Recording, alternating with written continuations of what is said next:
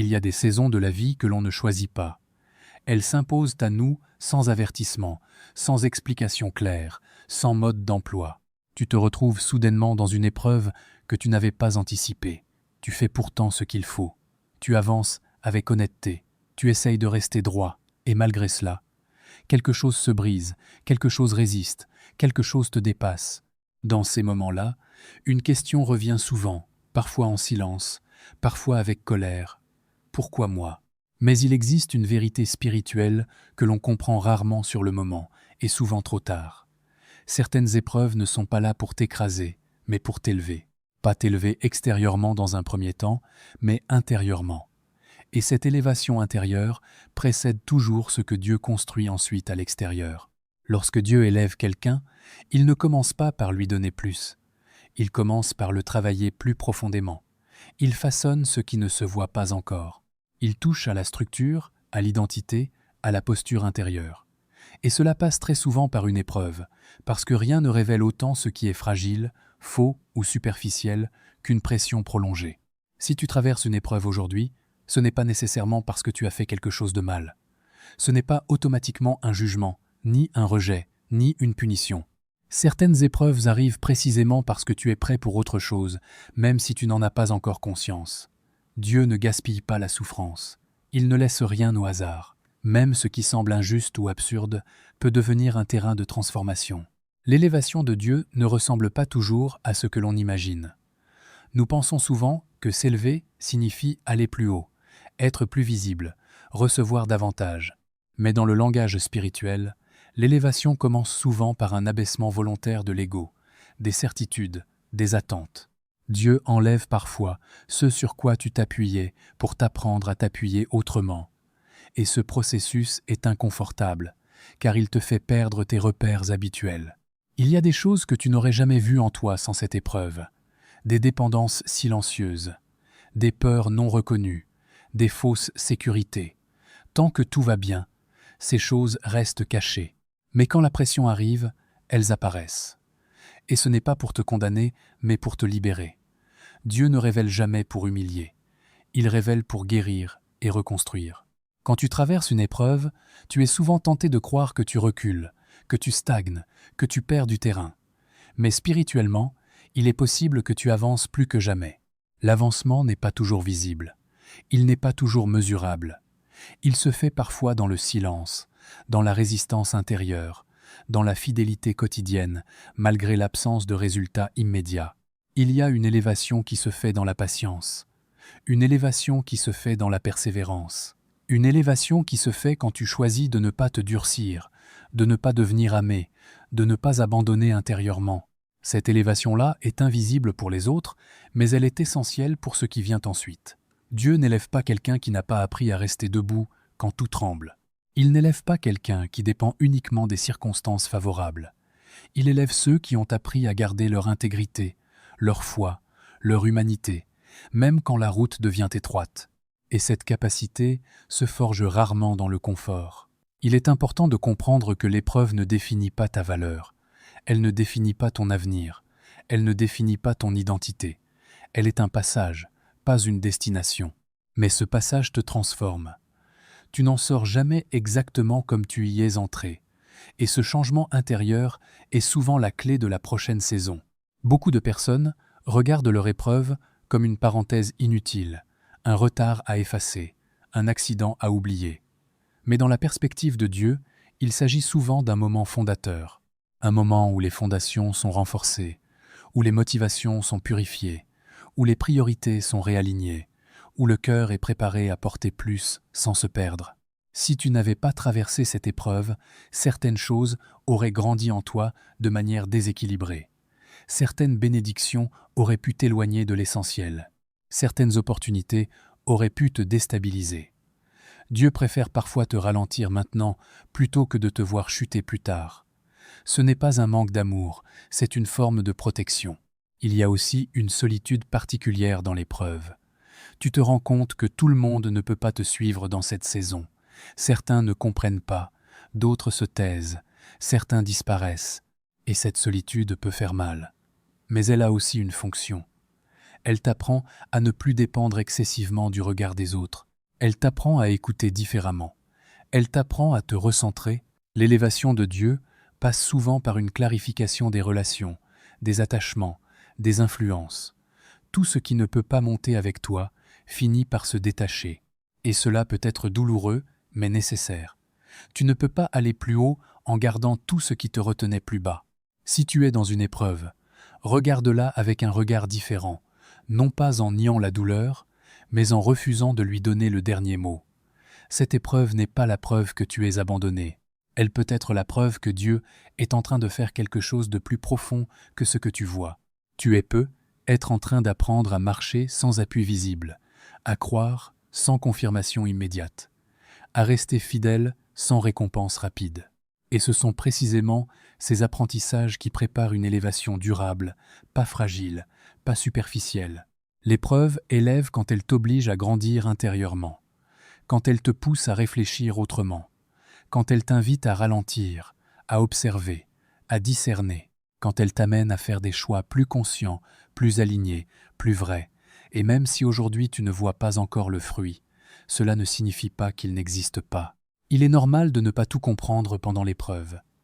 Dieu ne donne pas toujours les explications avant les résultats. Parfois, la compréhension vient après la transformation. Tu comprendras plus tard pourquoi certaines choses devaient s'effondrer, pourquoi certaines portes devaient rester fermées, pourquoi certaines attentes devaient être réajustées. Pour l'instant, l'essentiel est de rester là, de ne pas abandonner intérieurement, de ne pas te définir par ce que tu traverses, de ne pas réduire ta vision à ce que tu vois aujourd'hui. L'épreuve est réelle, mais elle n'est pas finale. Si tu traverses cette épreuve, Dieu n'est pas en train de te rabaisser. Il est en train de t'élever autrement, lentement, profondément, solidement. Et cette élévation-là prépare quelque chose qui demandera une maturité que tu n'aurais pas pu acquérir autrement. Mais une question demeure souvent dans le cœur. Si Dieu m'élève, pourquoi cela ressemble-t-il autant à un combat ? Pourquoi ai-je l'impression de lutter contre tout, et parfois même contre moi-même ? Et si cette difficulté n'était pas une attaque personnelle, mais le signe d'un affrontement plus large, plus profond ? C'est précisément ce que nous allons explorer maintenant. Ce combat que tu vis ne peut être pas contre toi. Quand une épreuve dure, il est naturel de finir par se retourner contre soi-même. Tu analyses chaque détail. Tu revisites tes décisions. Tu te demandes si tu aurais pu faire autrement, parler autrement, choisir autrement. Et peu à peu, sans même t'en rendre compte, tu commences à croire que tu es le problème, que quelque chose en toi attire les difficultés, que si tu souffres autant, c'est forcément parce que tu as échoué quelque part. Mais il existe une vérité essentielle que beaucoup de personnes ignorent pendant les saisons de combat. Ce que tu traverses n'est pas nécessairement dirigé contre toi en tant que personne. Le combat vise souvent ce que tu portes, ce que tu deviens, ce vers quoi tu avances. Lorsque quelque chose d'important est en formation, il y a presque toujours une résistance proportionnelle. Ce n'est pas un hasard. Dans la vie spirituelle, comme dans la vie humaine, tout ce qui a du poids attire de la pression. Tout ce qui a du potentiel rencontre de l'opposition. Et cette opposition n'est pas là pour nier ton existence, mais pour tester ta solidité. Beaucoup de combats intérieurs commencent quand on confond attaque et identité. Tu vises une contradiction et tu conclus que tu es contradictoire. Tu traverses un échec et tu en déduis que tu es un échec. Tu rencontres des résistances et tu finis par croire que tu n'es pas à ta place. Mais ce raisonnement est trompeur. Ce n'est pas parce que quelque chose résiste que tu es mal positionné. Parfois, c'est précisément l'inverse. Il y a des combats qui surgissent quand tu changes de posture intérieure, quand tu refuses de fonctionner comme avant, quand tu décides de grandir, de mûrir, de ne plus accepter certaines choses. Et ce changement crée une tension. Ce n'est pas que tu deviens faible, c'est que tu n'es plus compatible avec ce qui te maintenait à un ancien niveau. Le combat n'est pas toujours une punition. Il est souvent un signal de transition. Quelque chose en toi ne veut plus revenir en arrière, même si tout autour de toi semble instable. Et cette instabilité crée une lutte.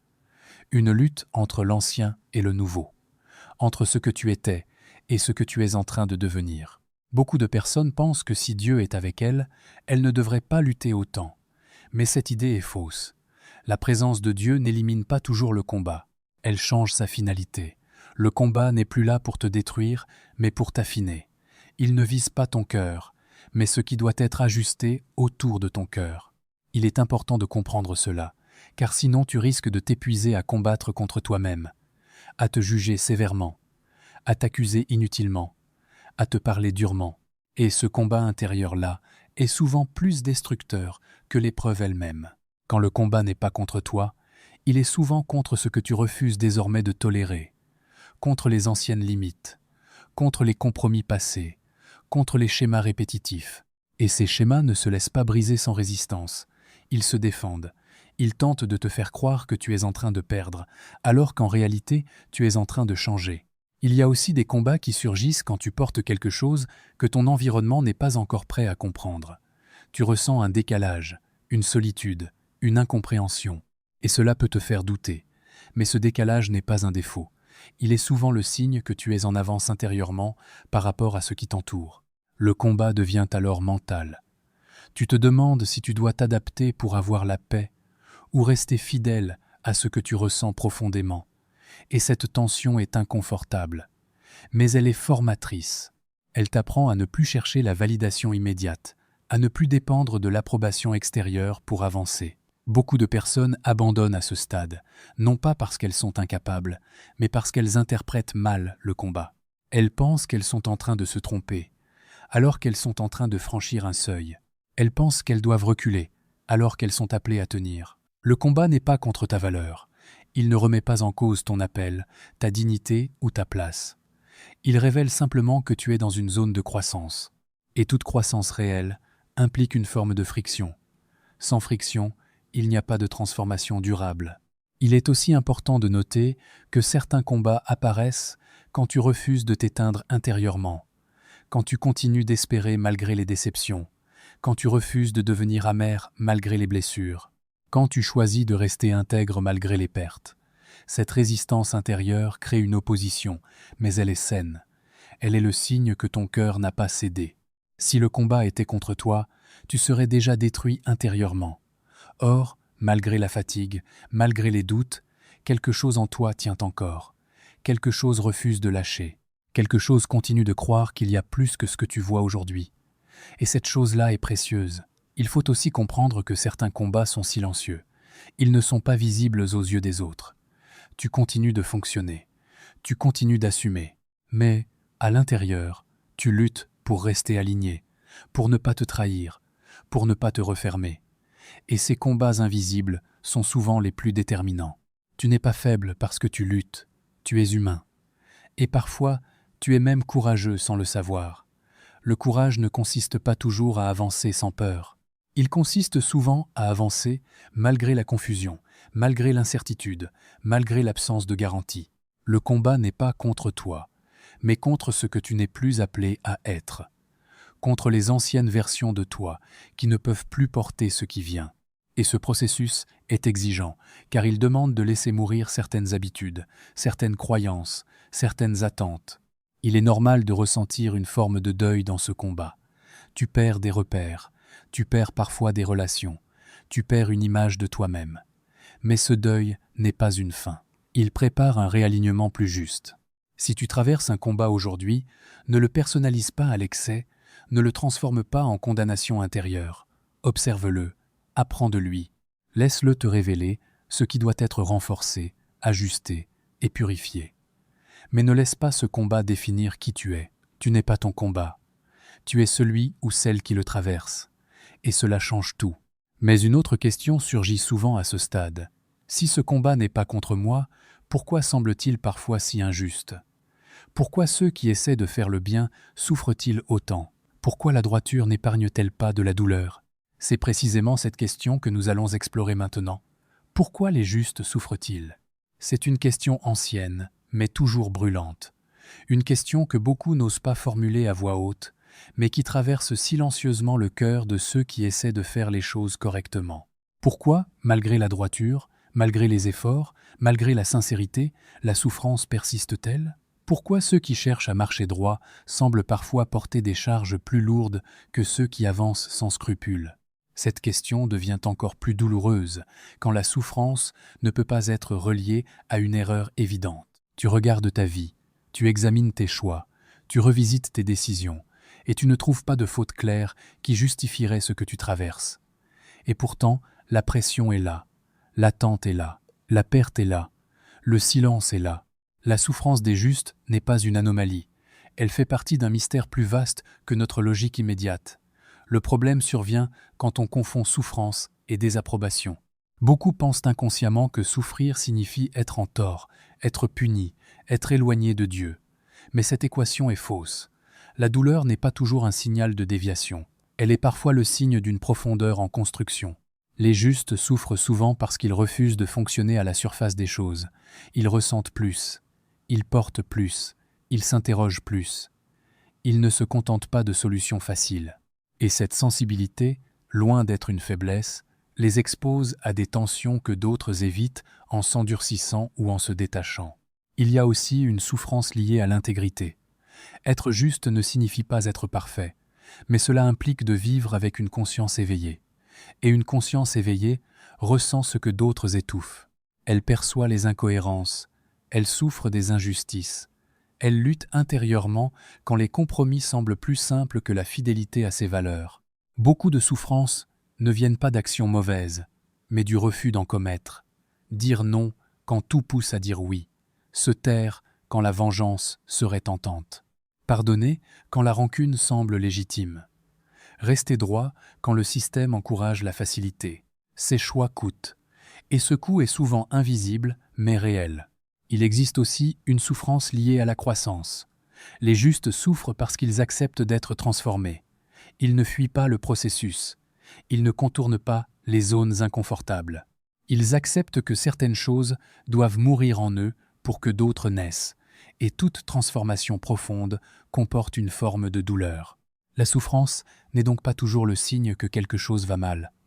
Elle peut être le signe que quelque chose va profondément bien, même si cela ne ressemble pas à ce que l'on attendait.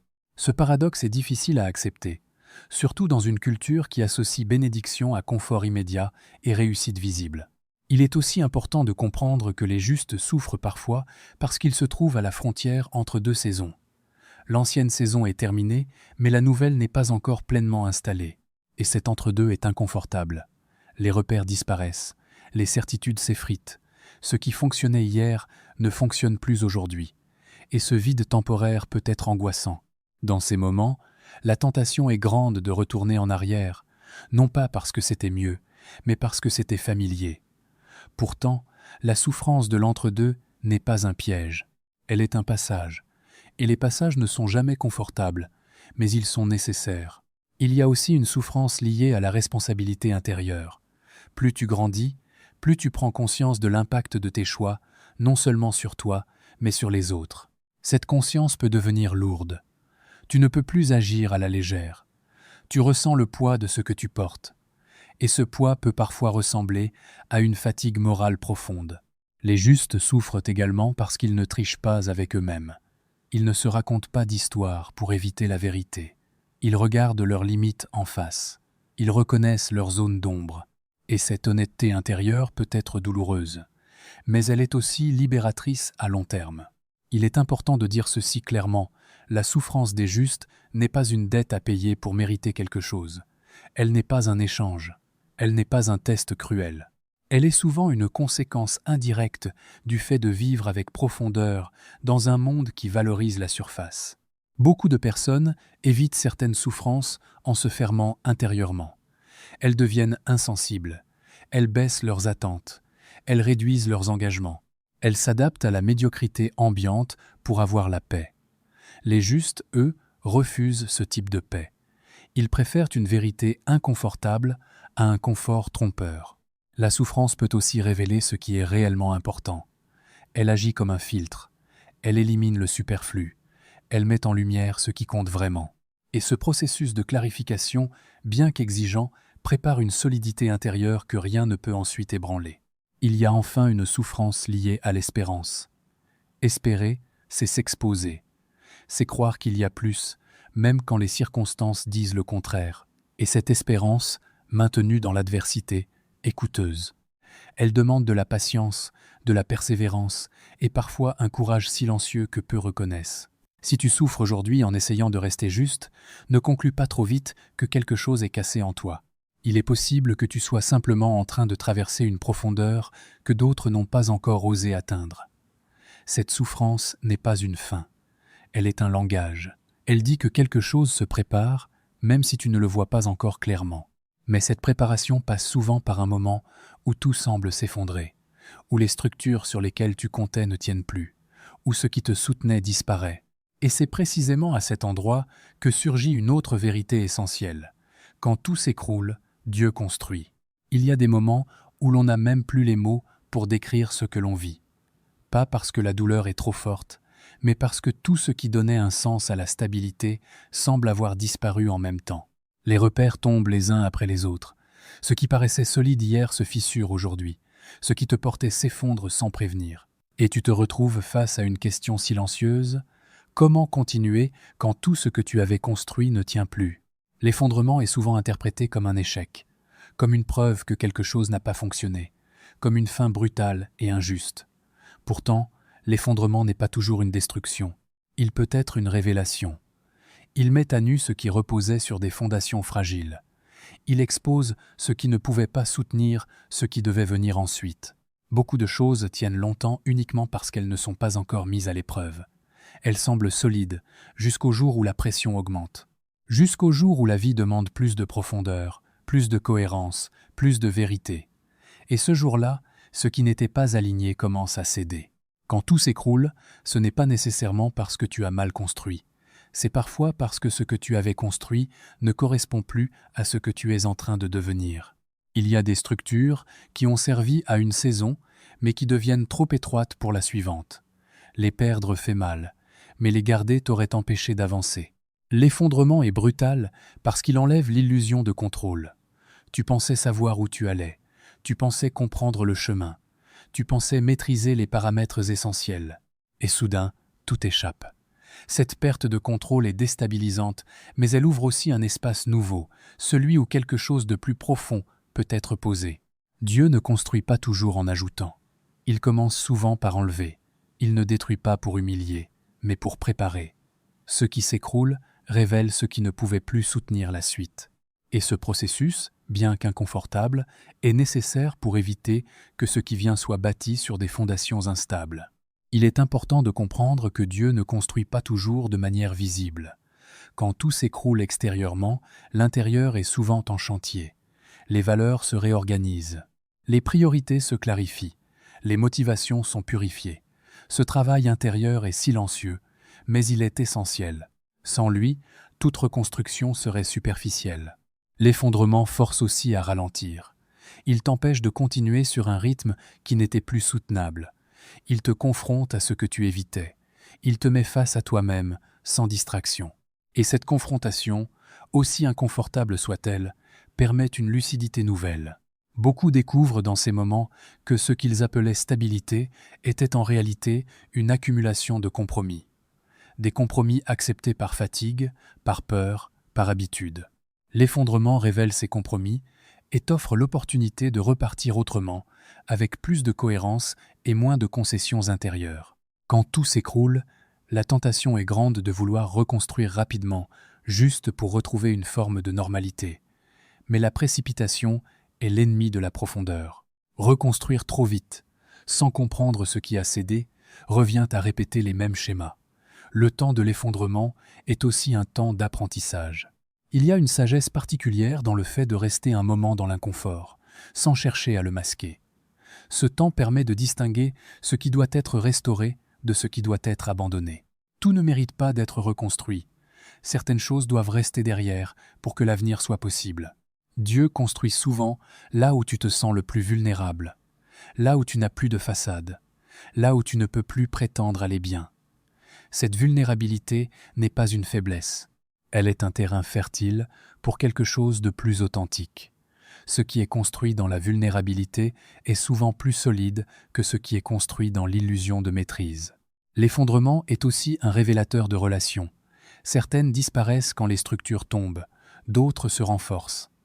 Ce tri, bien que douloureux, clarifie ce qui est réel. Il te permet de distinguer ce qui était attaché à ta position de ce qui est attaché à ta personne. Quand tout s'écroule, il est naturel de pleurer ce qui est perdu. de regretter ce qui ne reviendra pas, de ressentir un vide. Ces émotions ne sont pas des signes de faiblesse. Elles font partie du processus. Elles témoignent de l'importance de ce qui a existé, mais elles ne doivent pas t'empêcher de voir ce qui est en train de naître. La construction de Dieu est souvent invisible au début. Elle ne se mesure pas en résultat immédiat. Elle se manifeste par une paix étrange au milieu du chaos, par une clarté nouvelle dans la confusion, par une force tranquille qui ne dépend plus des circonstances extérieures. Il arrive que l'effondrement touche plusieurs domaines en même temps: travail, relations, projets, identité. Cette simultanéité peut sembler écrasante, mais elle indique souvent une transition majeure. Quand plusieurs piliers tombent en même temps, c'est rarement par hasard. C'est souvent le signe que toute la structure devait être repensée. Ce que Dieu construit après un effondrement n'est généralement pas une simple restauration de ce qui existait. C'est quelque chose de différent, de plus aligné, de plus profond. Mais pour accueillir cette nouveauté, il faut accepter que l'ancien ne revienne pas sous la même forme. L'effondrement t'apprend aussi à reconnaître ce qui ne dépend pas des circonstances. Quand tout ce qui était externe disparaît, ce qui reste révèle ce qui est vraiment ancré. Cette découverte, bien que déroutante, est une source de stabilité intérieure durable. Il est important de ne pas interpréter l'effondrement comme une punition. Il n'est pas là pour te briser, mais pour te repositionner. Il n'est pas là pour te diminuer, mais pour t'élever autrement. Même si, sur le moment, cela ressemble à une chute. Quand tout s'écroule, Dieu construit souvent une capacité nouvelle en toi, celle de tenir sans appui visible, de croire sans garantie immédiate, d'avancer sans plan détaillé. Cette capacité te servira bien au-delà de cette saison. Mais cette construction se fait pendant que tu pleures parfois ce que tu as perdu. Et ces larmes ne sont pas inutiles. Elles accompagnent le processus. Elles témoignent de la transition. Et elles annoncent aussi autre chose. Tu pleures, mais Dieu prépare ta victoire. Il y a des larmes que personne ne voit, pas celles qui coulent en public, mais celles qui viennent quand tout se tait, quand la journée est terminée. Quand tu n'as plus besoin de faire semblant d'aller bien. Ces larmes ne sont pas spectaculaires. Elles sont discrètes, silencieuses, parfois même honteuses. Pourtant, elles portent une charge immense. Elles racontent une fatigue accumulée, une attente prolongée, une incompréhension profonde. Pleurer ne signifie pas que tu as perdu la foi. Pleurer ne veut pas dire que tu abandonnes. Cela signifie souvent que tu es arrivé à un point où porter seul devient trop lourd.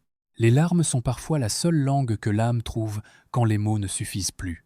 Il est important de comprendre que les larmes ne sont pas un signe d'échec.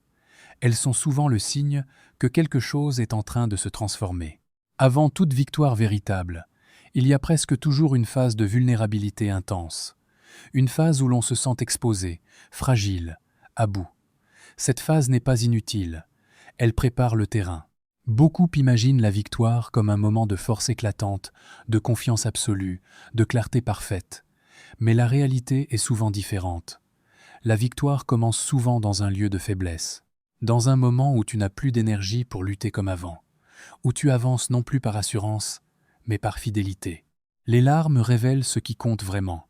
Elles émergent là où les attachements sont profonds, là où l'attente a été longue, là où l'espoir a été testé. Ce que tu pleures aujourd'hui est souvent lié à ce que tu espérais de plus précieux. Et cela montre que ton cœur est encore vivant, malgré les épreuves. Il est tentant de croire que pleurer signifie reculer. Mais en réalité, pleurer peut être une forme d'avancement intérieur. Les larmes nettoient. Elles libèrent une pression accumulée. Elles permettent à l'âme de respirer à nouveau. Refuser de pleurer, c'est parfois refuser de traverser pleinement ce qui doit être traversé. Pendant que tu pleures, quelque chose se met en place que tu ne vois pas encore. Dieu ne travaille pas uniquement dans les moments où tu te sens fort. Il agit aussi, et parfois surtout, quand tu es épuisé, quand tu n'as plus la force de contrôler, quand tu lâches prise sans même l'avoir décidé consciemment. La victoire que Dieu prépare n'est pas toujours immédiate. Elle ne correspond pas toujours à ce que tu imagines, mais elle est souvent plus profonde que ce que tu demandes.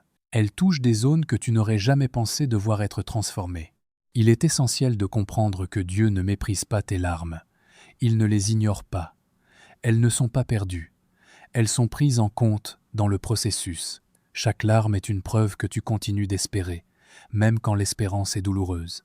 Il y a une différence entre pleurer en se refermant et pleurer en restant ouvert. Les larmes qui conduisent à la victoire sont celles qui ne ferment pas le cœur, celles qui n'endurcissent pas, celles qui ne transforment pas la douleur en amertume. Ces larmes-là deviennent une offrande silencieuse. Souvent, les larmes précèdent un réalignement intérieur. Elles marquent la fin d'une illusion, d'une attente irréaliste, d'une manière ancienne de comprendre les choses. Elles ouvrent la porte à une compréhension plus mature, plus profonde, plus vraie. Il y a des victoires qui ne peuvent être portées que par quelqu'un qui a pleuré, parce que ces victoires demandent de l'humilité, de la compassion, une capacité à comprendre la douleur des autres. Sans les larmes, ces qualités resteraient superficielles. Quand tu pleures, il peut sembler que tout est à l'arrêt, mais ce silence apparent est trompeur. C'est souvent dans ces moments que les choses avancent le plus. En profondeur, les racines s'enfoncent. Les fondations se consolident. Ce travail est invisible, mais il est déterminant. Beaucoup abandonnent juste avant que la victoire ne commence à prendre forme. Non pas parce qu'ils manquent de capacité, mais parce qu'ils interprètent leurs larmes comme un signe qu'il faut s'arrêter. Alors que ces larmes indiquent souvent que le processus touche une zone sensible, donc essentielle, la victoire que Dieu prépare ne vise pas seulement à changer ta situation, elle vise à transformer ta posture intérieure. Elle t'apprend à ne plus dépendre uniquement de ce que tu vois, à ne plus mesurer ta valeur à tes résultats immédiats, à ne plus confondre lenteur et absence. Il est aussi important de noter que certaines larmes viennent de la solitude, de l'impression de porter seul ce que personne ne comprend vraiment. Cette solitude, bien qu'éprouvante, affine ton discernement. Elle te rapproche de ce qui est authentique. Elle te détache de ce qui était superficiel. Les larmes t'enseignent la patience d'une manière que rien d'autre ne peut faire. Elles t'apprennent à attendre sans garantie, à espérer sans calendrier précis, à continuer sans applaudissements. Cette patience devient une force durable. La victoire que Dieu prépare n'est pas une revanche. Elle n'est pas destinée à prouver quelque chose aux autres. Elle est là pour te repositionner intérieurement, pour te donner une paix qui ne dépend plus des circonstances, pour t'installer dans une stabilité plus profonde. Il y a des choses que Dieu ne révèle qu'à ceux qui ont accepté de pleurer sans se détourner, parce que ces personnes ont développé une sensibilité particulière, une écoute plus fine, une capacité à reconnaître les petits signes. Quand la victoire arrive, elle porte souvent la marque des larmes versées. Elle est plus douce, plus sobre, plus ancrée. Elle ne cherche pas à impressionner, elle s'installe tranquillement, avec solidité.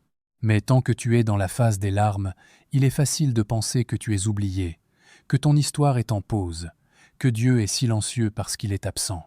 Cette pensée est compréhensible, mais elle est trompeuse. Car même quand tu pleures, Dieu ne t'a pas oublié. Il y a une pensée qui traverse presque tous les cœurs en période d'attente prolongée. Elle ne vient pas toujours avec fracas. Elle s'installe doucement, presque discrètement. Elle se glisse dans les silences, dans les retards, dans les prières qui semblent rester sans réponse. Cette pensée dit « Et si Dieu m'avait oublié ?» Ce doute ne naît pas d'un manque de foi. Il naît souvent de la fatigue, de l'usure du temps, de la répétition des jours qui se ressemblent sans changement visible. Quand tu fais ce que tu peux, quand tu avances avec intégrité, quand tu restes fidèle malgré les épreuves, et que pourtant rien ne semble bouger, cette question devient lourde. Être oublié est l'une des peurs les plus profondes de l'être humain. Elle touche à l'identité, elle donne l'impression de ne plus compter, de ne plus être vu, de ne plus être concerné par le mouvement de la vie. Et lorsque cette peur se projette sur Dieu, elle devient encore plus douloureuse. Pourtant, le sentiment d'être oublié n'est pas la preuve d'un abandon. Il est souvent le signe que tu es dans une saison où Dieu agit autrement que ce que tu attends. Une saison où l'action est moins visible, mais plus déterminante. La Bible reconnaît cette expérience humaine sans la minimiser. Elle donne des mots à ce que beaucoup ressentent en silence. Sion disait « L'Éternel m'a abandonné, le Seigneur m'a oublié » Ésaïe 49 contre 14. Ce verset est puissant parce qu'il montre que même un peuple choisi, même des personnes profondément connectées à Dieu, ont traversé ce sentiment d'abandon. Mais ce verset n'est pas une conclusion. Il est le point de départ d'une révélation plus grande. Dieu ne nie pas la douleur du ressenti. Il la reconnaît, puis il répond. Et sa réponse renverse complètement la perception humaine de l'oubli. Car l'oubli, dans notre logique, signifie absence d'action, silence, inattention. Mais le silence de Dieu n'est jamais synonyme d'inaction. Il est souvent synonyme de travail en profondeur. Dieu ne fonctionne pas sur le même calendrier que nous. Ce que nous appelons retard, il l'appelle préparation. Ce que nous appelons silence, il l'appelle construction. Ce que nous appelons oubli, il l'appelle attention discrète. Il y a une différence entre ne pas voir Dieu agir et Dieu ne pas agir. Cette confusion est à l'origine de beaucoup de découragement. Nous avons tendance à croire que ce qui n'est pas visible n'existe pas. Pourtant, les processus les plus solides sont souvent invisibles pendant longtemps. Être oublié par Dieu impliquerait qu'il perde de vue ce qu'il a commencé. Or, Dieu n'abandonne jamais ce qu'il initie. Celui qui a commencé en vous cette bonne œuvre la rendra parfaite pour le jour de Jésus-Christ. Philippiens 1:6. Ce verset n'est pas une promesse vague.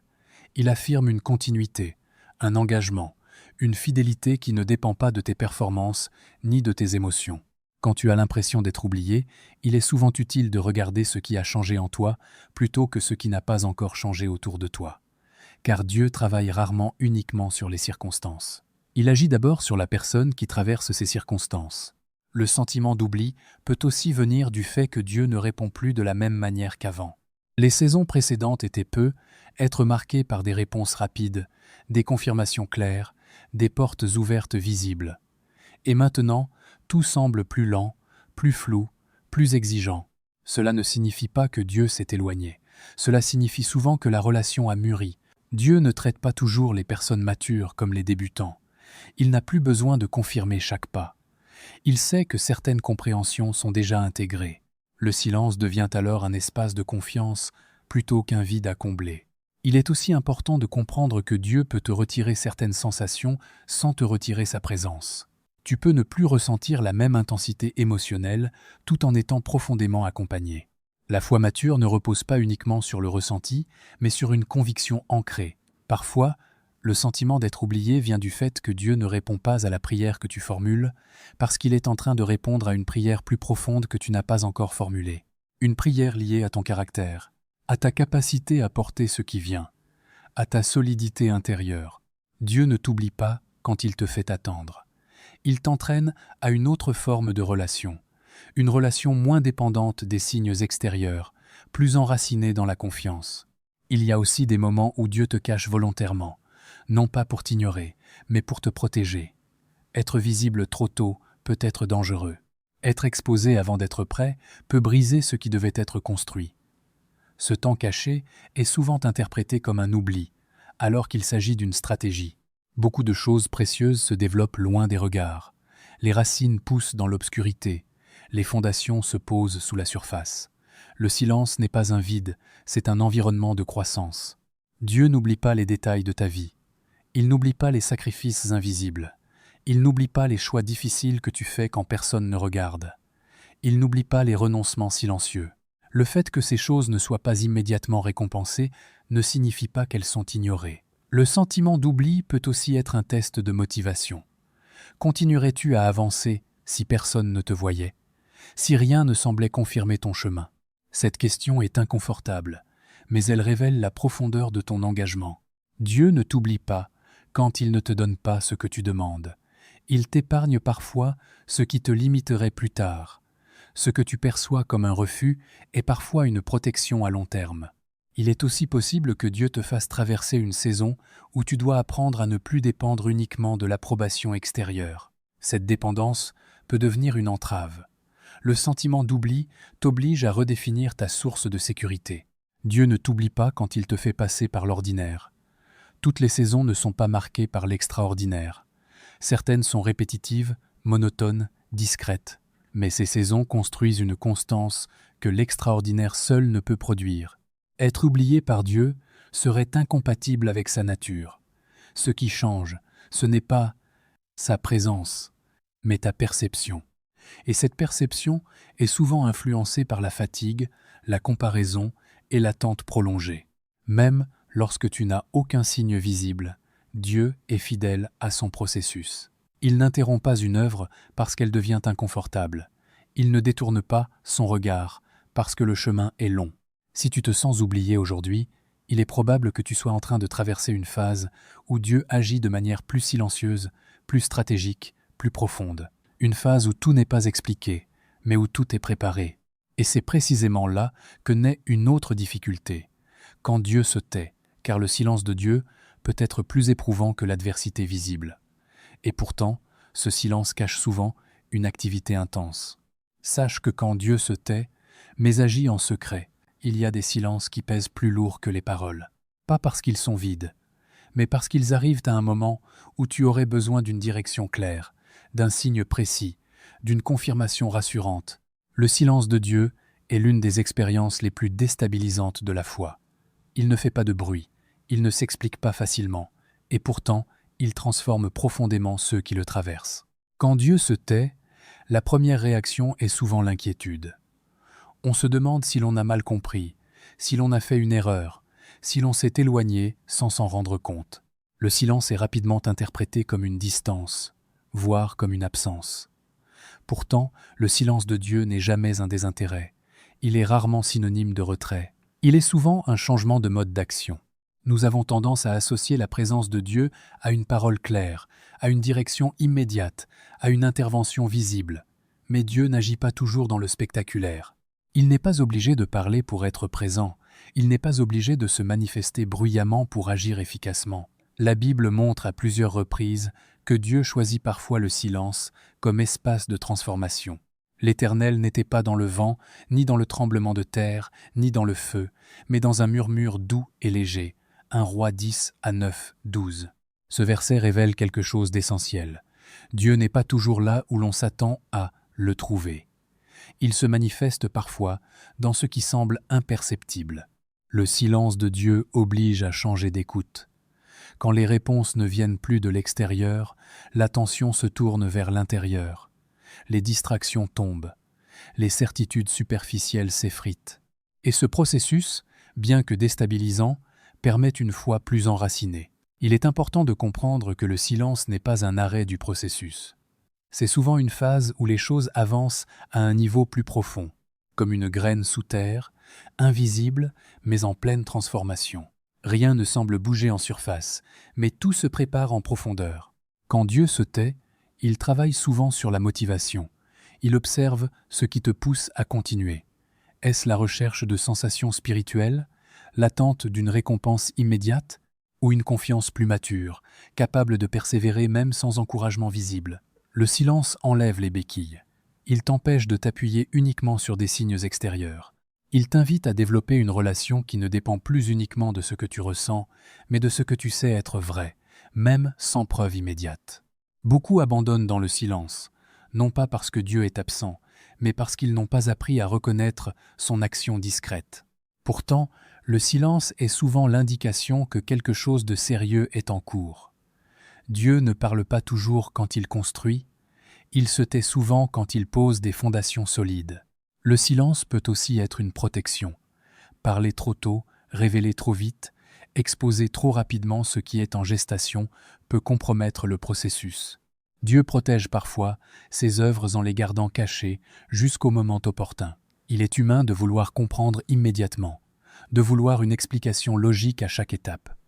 Mais certaines transformations ne peuvent pas être expliquées sans être interrompues. Le silence crée un espace où l'intellect lâche prise et où la confiance se développe. La Bible rappelle que Dieu ne dort pas, même quand il semble silencieux. Voici, il ne sommeille ni ne dort, celui qui garde Israël. Psaume 120 et 1 contre 4. Ce verset affirme une vigilance constante, même quand aucune parole n'est prononcée. Dieu veille, même quand il ne parle pas. Quand Dieu se tait, il peut sembler que tu avances à l'aveugle. Mais cet aveuglement apparent t'apprend à marcher autrement, à avancer sans tout comprendre, à poser un pas sans voir toute la route. Cette manière d'avancer forge une confiance plus profonde que celle qui dépend de la visibilité. Le silence révèle aussi ce qui remonte quand il n'y a plus de réponse immédiate, les peurs, les doutes, les attachements, les attentes non alignées. Ces éléments doivent parfois être exposés pour être transformés. Dieu utilise le silence comme un miroir intérieur. Il y a une différence entre un silence qui éloigne et un silence qui approfondit. Le premier conduit à la fermeture, le second conduit à l'ancrage. La manière dont tu traverses le silence détermine son effet sur toi. Dieu se tait parfois pour te détacher de la dépendance à l'urgence. Il te fait sortir du besoin constant de validation immédiate. Ce détachement est inconfortable, mais il est nécessaire pour accéder à une maturité spirituelle durable. Il est aussi possible que Dieu se taise parce qu'il a déjà parlé, parce que certaines instructions n'ont pas besoin d'être répétées. Le silence devient alors une invitation à mettre en pratique ce qui a déjà été révélé. Le silence peut donner l'impression que le ciel est fermé, mais en réalité, il est souvent ouvert différemment. Dieu agit en coulisses, il aligne des circonstances, il prépare des rencontres, il ajuste des détails que tu ne peux pas encore percevoir. Ce travail secret est souvent plus précis que les interventions visibles. Il ne laisse rien au hasard. Chaque délai, chaque détour, chaque attente a une fonction, même si cette fonction n'est pas immédiatement compréhensible. Le silence de Dieu n'est jamais un mépris de ta douleur. Il n'est jamais une indifférence à ta lutte. Il est souvent une manière de t'emmener plus loin que ce que tu aurais accepté par une simple parole.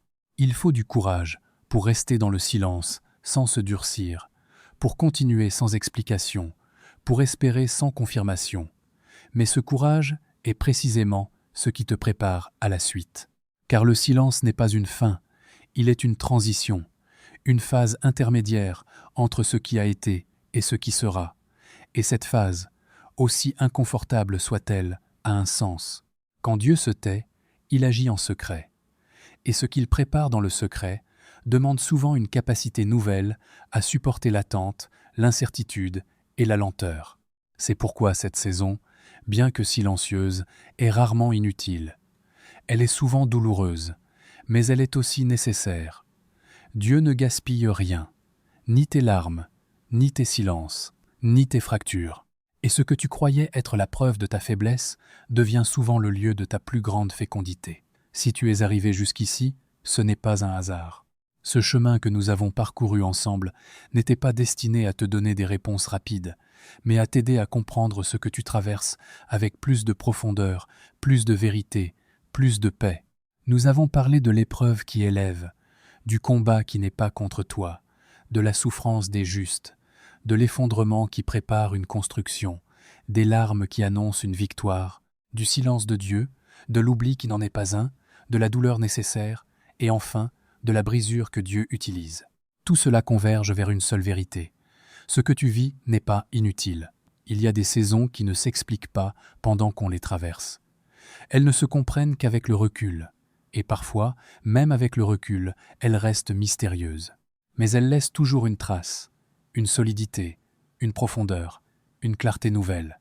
Tu n'es pas devenu plus faible à travers ce que tu as vécu. Tu es devenu plus conscient, plus vrai, plus enraciné, même si tu ne le vois pas encore clairement. Cette série n'était pas là pour embellir la douleur, ni pour la minimiser. Elle était là pour te rappeler que Dieu ne se retire pas quand les choses deviennent difficiles. Il travaille autrement, plus profondément, plus silencieusement. Ce que tu croyais être un arrêt était un repositionnement. Ce que tu croyais être un retard était une préparation. Ce que tu croyais être une perte était parfois une libération. Et maintenant que ces mots ont été posés, que ces vérités ont été déposées, il reste une chose essentielle, ne pas porter cela seul. Car comprendre est une étape, mais déposer ce que l'on porte en est une autre. Avant d'entrer dans cette prière, prends un instant pour ralentir intérieurement.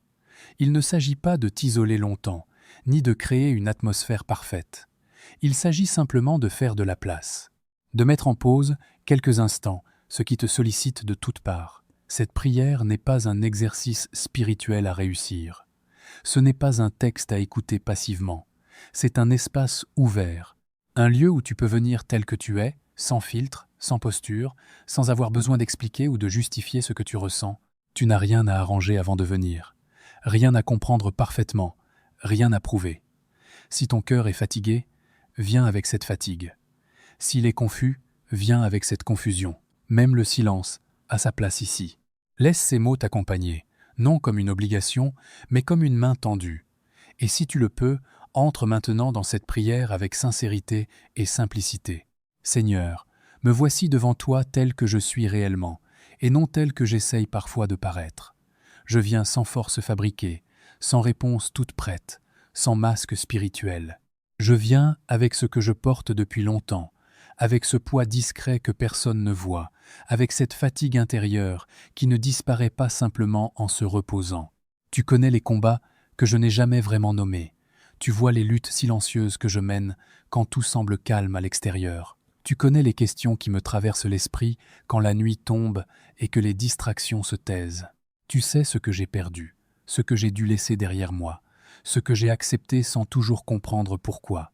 Seigneur, je reconnais que certaines saisons m'ont profondément usé, pas au point de m'arrêter, mais au point de m'alourdir intérieurement. J'ai continué d'avancer, mais parfois sans clarté. J'ai tenu bon, mais parfois sans joie. J'ai cru, mais avec des doutes que je n'osais pas exprimer, même devant toi. Aujourd'hui, je dépose cela devant toi. Je te remets la fatigue accumulée, celle qui s'installe quand on donne beaucoup sans savoir combien de temps cela va encore durer. Je te confie la lassitude d'avoir toujours l'impression de devoir être fort, stable, solide, même quand l'intérieur vacille. Je te confie la pression de ne pas décevoir, de ne pas faillir, de ne pas ralentir.